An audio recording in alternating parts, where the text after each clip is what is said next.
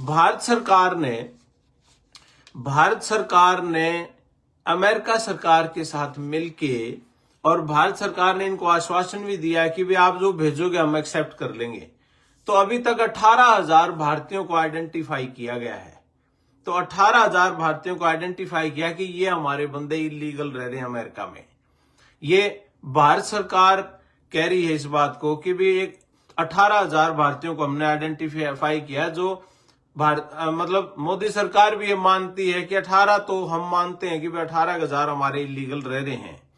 तो एक power research centre है यहाँ के, एक रिसर्च ऑर्गेनाइजेशन है, वो ये कहती है कि 7,25,000 भारतीय अमेरिका में रह रहे हैं, अनडॉक्यूमेंटेड हैं। अनडॉक्यूमेंटेड का मतलब ये होता है कि जो बिना परमिशन के देश में घुसे थे, बिना इजाजत के आए थे, बिना वीजा के आए थे, जिनकी सीधी मतलब एंट्री नहीं थी, किसी एयरपोर्ट पे नहीं आए थे, वो अनडॉक्यूमेंटेड हैं। वो जो बॉर्डर पार करके लोग आए थे वो 7,25,000 हैं। उनमें कुछ लोग वो भी हैं जो आए थे वीजा पे, किसी भी वीजा पे, और लेकिन ओवरस्टे हो गए, उनके पास अब डॉक्यूमेंट नहीं है, उनको भी वो उसमें काउंट कर रहे हैं। अभी 7,25,000 में काफी लोग तो वो जिनको यहां टेम्परेरी परमिट मिला हुआ है काम करने का, टेम्परेरी परमिट है भाई, किसी का वर्क परमिट आ गया लेकिन असाइलम का केस लगा रखा है और वो आगे चल रहा है उसका असाइलम का केस, तो वो भी उसके अंदर शामिल हैं जिनका केस अभी पेंडिंग है। तो ऐसे में टोटल जो इनका मानना है, रिसर्च ऑर्गेनाइजेशन का मानना है, टोटल अमेरिका के अंदर 1.5 करोड़ जो लोग हैं वो अनडॉक्यूमेंटेड हैं।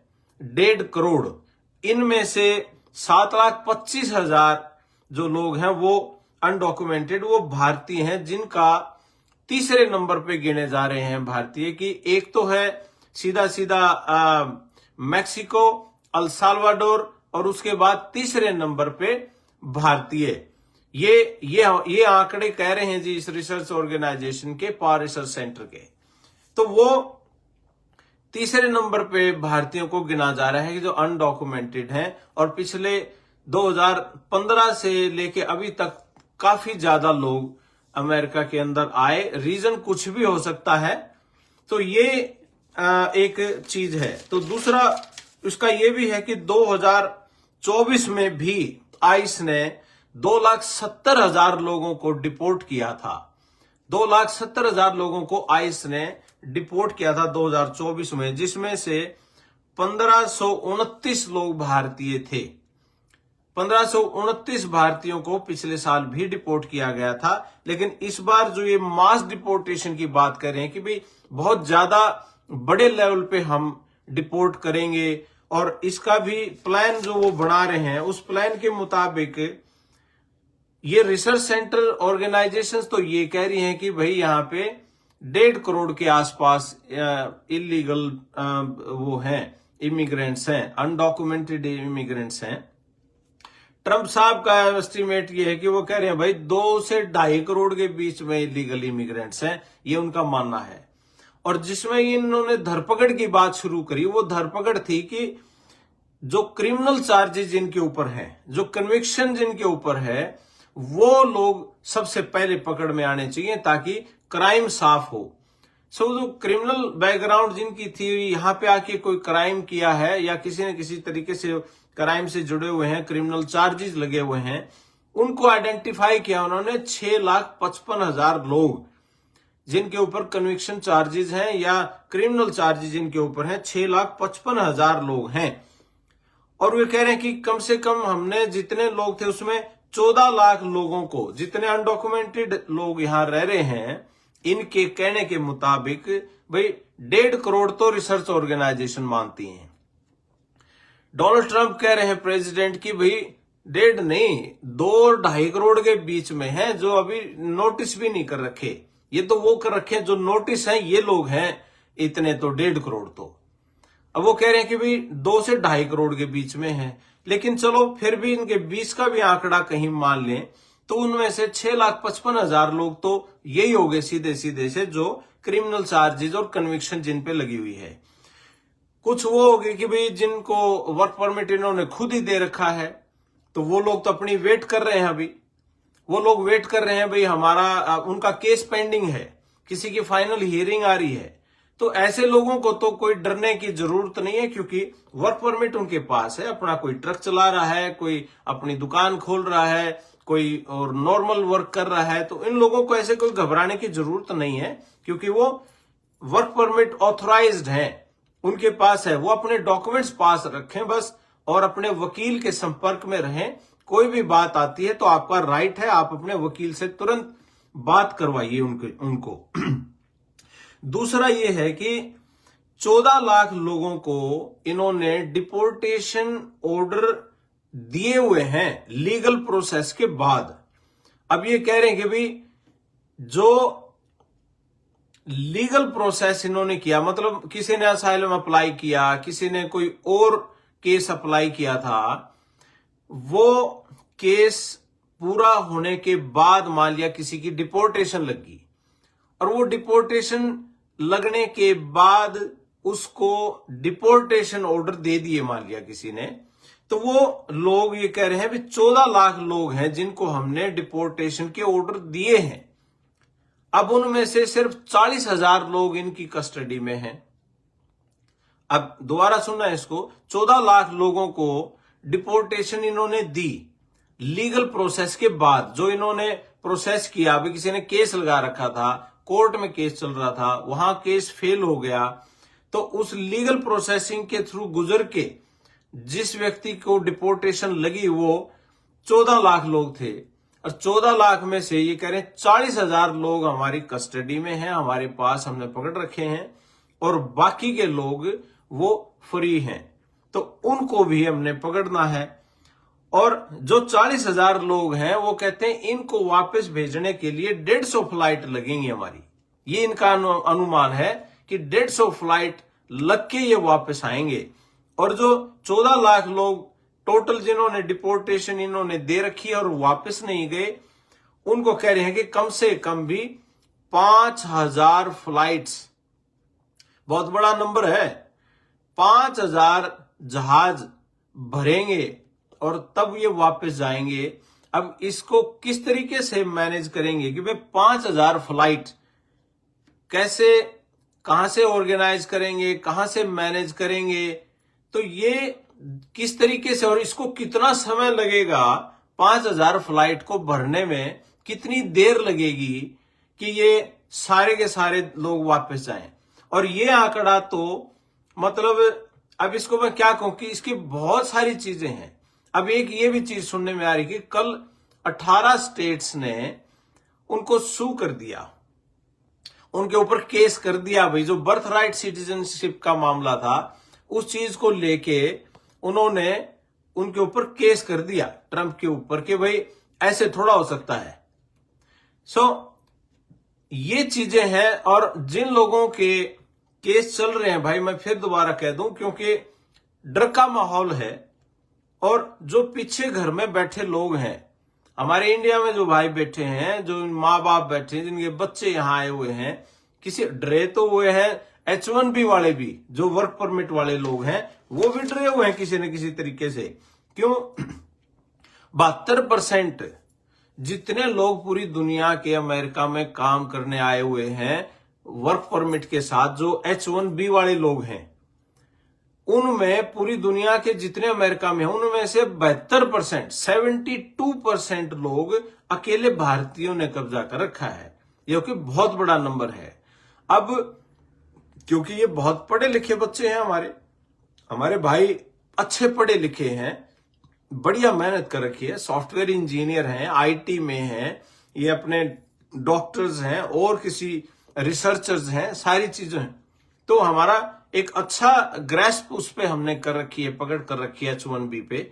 अब उसको लेके बहुत डिबेट चल रही है कि वो क्या करेंगे, और इस तरीके से कि हमारे जो लोग पुराने यहां रह रहे हैं और ग्रीन कार्ड की वेट में हैं, उनकी एंजाइटी डिप्रेशन भी बढ़ रहा है, जो कि जायज है क्योंकि वो हर बार रिन्यू करते हैं। बहुत से लोग जो अपना छुट्टियों पे गए हुए थे इंडिया, उनको भी उनके वकीलों ने फोन कर करके 20 जनवरी से पहले पहले वापस आने की सलाह भी दी। सो ये सारे के सारे काम वकीलों ने भी किए, और जो बहुत सी और कंपनियां थी जिनके थ्रू वो काम कर रहे थे, उन लोगों ने सबको मैसेज भेज के भी वापस आ जाओ, यू नेवर नो कि क्या प्लान होगा। लेकिन इन सारी चीजों में इनका जो प्राइमरी एजेंडा, जो फर्स्ट प्रेफरेंस जो ये कह रहे हैं, वो है जो क्रिमिनल चार्जेस जिनके ऊपर हैं और जिनका कन्विक्शन जिनकी हुई है, वो लोग आइडेंटिफाई कर रखे इन्होंने 6,55,000 कि उनकी धरपकड़ करते करते, अब ये तो किसी के माथे पे नहीं लिखा हुआ कि भी ये क्रिमिनल घूम रहा है, ये छुपा हुआ है। अब इन्हीं के बीच में जो काम कर रहे हैं, कोई स्टोरों पे काम कर रहा है, कोई खेतों में काम कर रहा है, कोई कहीं काम कर रहा है, तो ऐसे में यूं थोड़ा पता लगता है कि भाई कौन सा आदमी लीगल है, कौन सा लीगल है। वो तो रैंडमली ऐसे रेड मारेंगे। उनका यूं पता जरूर होगा कि भाई अक्सर जो लोग इलीगल हैं वो कहाँ काम करते हैं, उनको कहाँ जॉब मिलती हैं। अगर इनकी ये कोई मतलब अगर इनकी ये कोई रिसर्च हो कि भाई ये कौन लोग कहाँ पे काम करते हैं, फिर तो वो सीधे वहीं छापे मारे।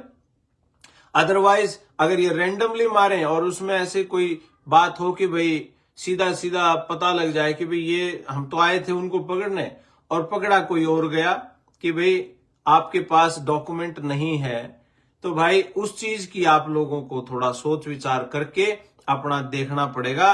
भाई कोई ना कोई ऐसा ना हो कि भाई कोई नया भी अभी आया हो और वर्क परमिट के इंतजार में हो और बिना वर्क परमिट काम कर रहा हो, तो उनको भी सावधान रहने की जरूरत है, क्योंकि यहाँ पे बिना परमिशन के काम करना भी जुर्म है, तो वो आप लोग नहीं कर सकते। तो इसके बारे में अपने अपने वकीलों के साथ आप जरूर संपर्क करना।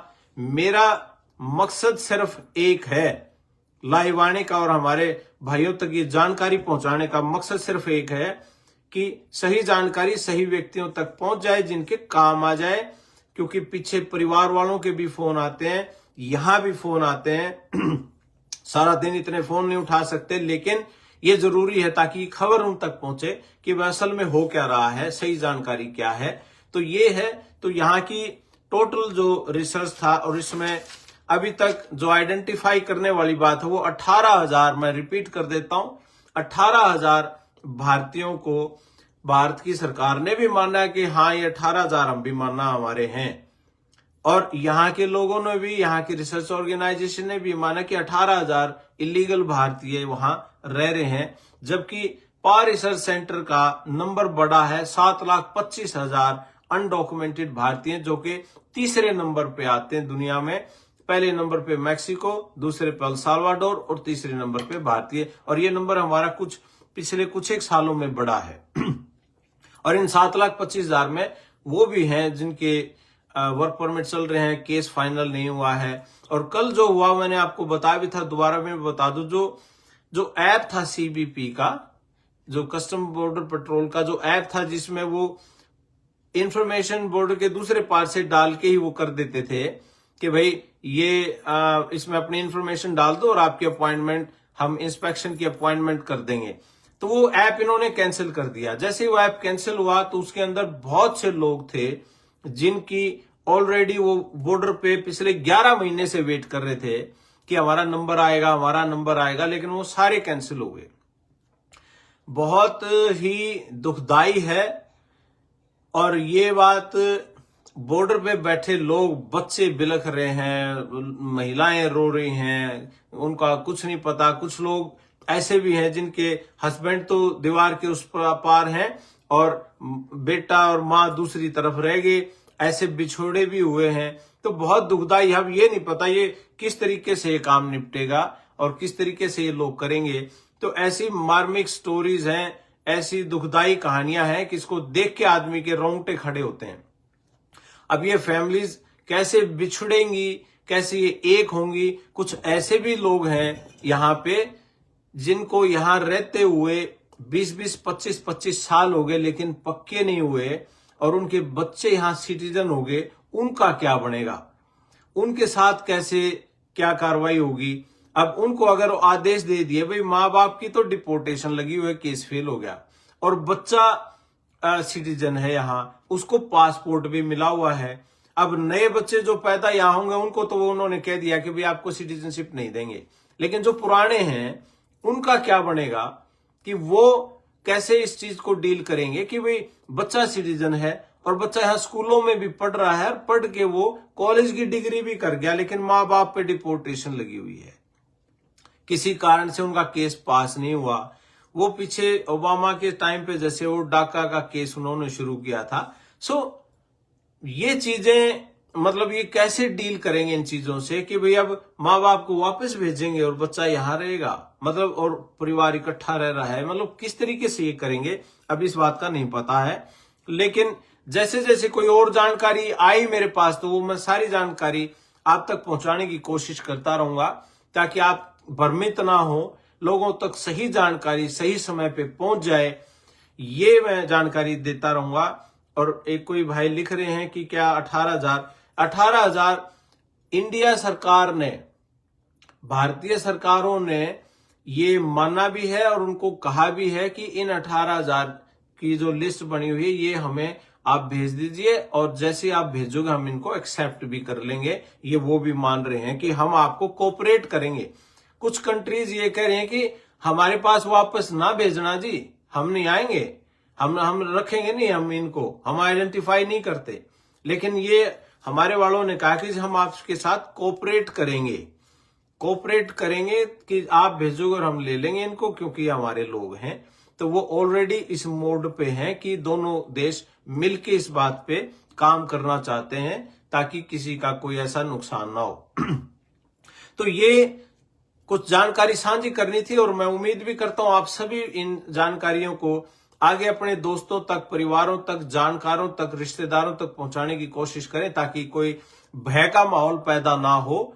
क्योंकि ये जरूरी है जिसके पास उसका वर्क ऑथराइजेशन है, वो कोई भाई ट्रक चला रहा है, कोई खेतों में काम कर रहा है, स्टोरों पे काम कर रहे हैं, तो ये सारी की सारी चीजें ये मतलब उन तक पहुंचानी जरूरी है कि उसको डरने की जैसे जरूरत नहीं है। अगर आप ठीक काम कर रहे हो तो फिर कोई दिक्कत नहीं है, ठीक काम कर रहे हो, वर्क ऑथराइजेशन आपके पास है, और कोई आता है पूछे तो हाँ जी मेरा केस चल रहा है, मेरे पास है ये डॉक्यूमेंट, मेरे पास डॉक्यूमेंट है, मेरे केस का निपटारा होगा, तो उसके बाद कोई बात होगी, उसके बाद अलावा उसके कोई और बात नहीं होगी।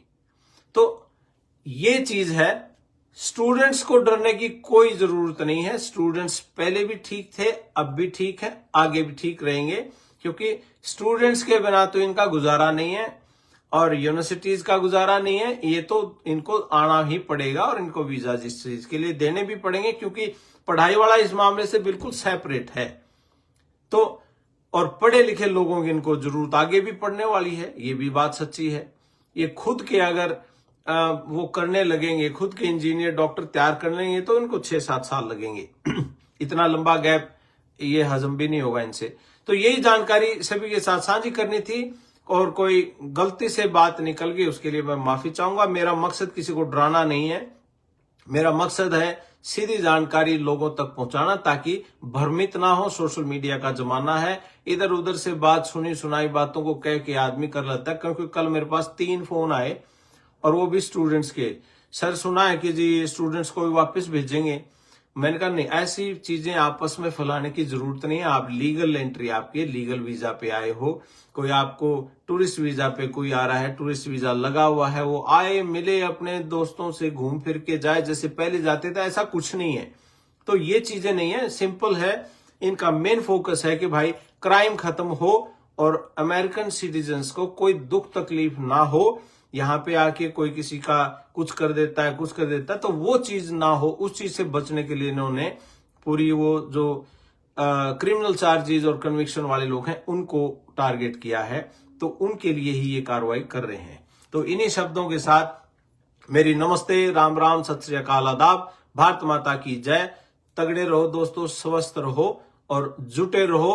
तरक्कियां तो ऐसे ही होंगी, ना कोई रोक पाया ना ही रुकेंगे। धन्यवाद, जय हिंद।